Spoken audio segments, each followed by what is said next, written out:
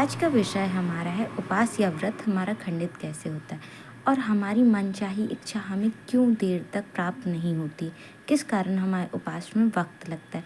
तो हम क्या करते हैं, जिस भी उपास को करते हैं उसी देवी देवता से पूजा स्टार्ट कर देते हैं। लेकिन ऐसा ना करके हमें सर्वप्रथम गणेश जी का पूजन करना चाहिए। गणेश जी का पूजन भी ऐसे नहीं कि सीधा करना स्टार्ट हो गए। सबसे पहले हमें अपने हाथ में चावल, एक सफ़ेद फूल और सिंदूर लगाना चाहिए और फिर गणेश जी को आह्वान देना चाहिए और कहना चाहिए, आइए गणेश भगवान, आज हमारे पंडित जी आप हैं, आज हमारे यजमान आप हैं, यहाँ विराजमान होइए और इस पूजा के साक्षी बनिए तथा इस पूजा में जो भी गलती हो उसके लिए हमें क्षमा कीजिए।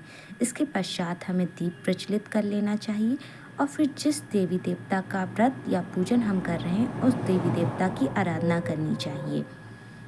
आराधना पूजा अर्चना करने के पश्चात हमें यह चीज़ ध्यान रखनी चाहिए कि जब तक हमने किसी भी व्रत को किया है, हवन नहीं किया तो वह पूर्ण नहीं होती।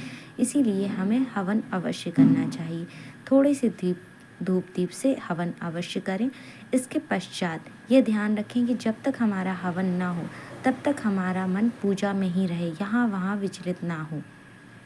पूजा के स्थान से उठने के बाद हमारा मन तुरंत ही तामसिक हो जाता है और उसमें व्यंग्यात्मक भाव उत्पन्न हो जाते हैं।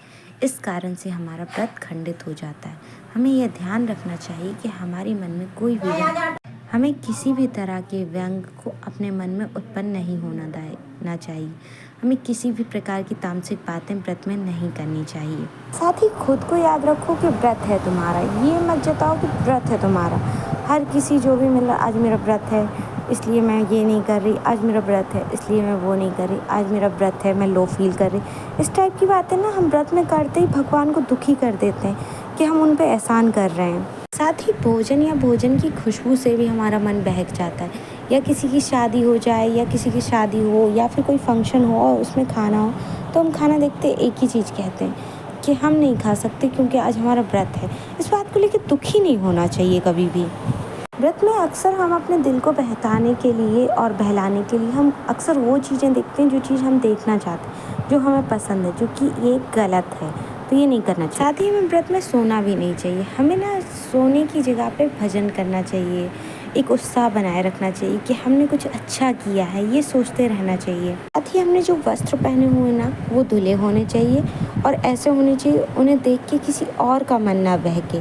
इसलिए हमें व्रत को इस तरीके से करना चाहिए। अगर हमने वस्त्रों को अलग या फिर गलत तरीके से धारण किया या गलत वस्त्र धारण किए जिसके कारण दूसरे के मन में तामसिक विचार आए तो उसका एक अंश हमारे ऊपर भी असर करता है और जिस तरीके के हम वस्त्र धारण करते हैं उसी तरह का हमारा स्वभाव भी हो जाता है।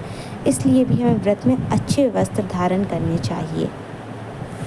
तो अगर हम इस तरीके से व्रत पूजन अर्चना करेंगे तो हमारी पूजा व्रत सीधे भगवान तक पहुँचेगी और हमने अपनी जो भी मनोकामना की होगी भगवान वे हमें अवश्य देंगे।